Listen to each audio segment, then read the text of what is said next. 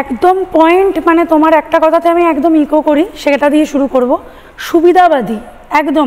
এই ডাক্তাররা যখন আন্দোলন করেছিল, আমাদের মতো সাধারণ মানুষ, আমরা তো কোনো পার্টির ফ্ল্যাগ নিয়ে রাস্তায় নামিনি, আমাদের মতো সাধারণ মানুষ পাগলের মতো ওদের রিল, ওদের ভিডিও সব সোশ্যাল মিডিয়ায় শেয়ার করেছিলাম। তখন আমরা দেখেছিলাম ডাক্তার অভয়ার জন্য করিনি, শুধুমাত্র অভয়ার জন্য না, কিন্তু পুরো ডাক্তার ফ্রেটার্নিটি, পুরো সমাজের প্রত্যেকটা মেয়ের জন্য আমরা আন্দোলন করেছিলাম। আজকে অভয়ের মা ডাক দিল, এদের হঠাৎ করে কি সেটিং হয়ে গেল?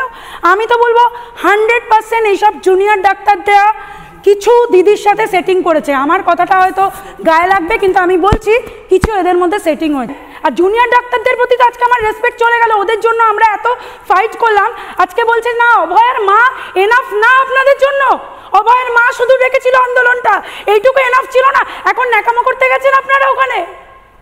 বাংলার প্রত্যেকটা ঘরের মানুষকে আমি বলবো জেগে যান। It's now or never, do or die situation West বেঙ্গলে। কিন্তু তৃণমূল কংগ্রেস কিন্তু এক মিনিট থামিও না। অ্যান্ড আমি আমাদের প্রধানমন্ত্রী নরেন্দ্র মোদীজিকে এবং তাকে রিকোয়েস্ট করতে চাই, নরেন্দ্র মোদীজি আপনাকে আমি ভরসা করি, তাই আমি অনুরোধ করতে চাই, রাষ্ট্রপতি শাসন দাবি করতে চাই, অনেকবার দাবি করেছি।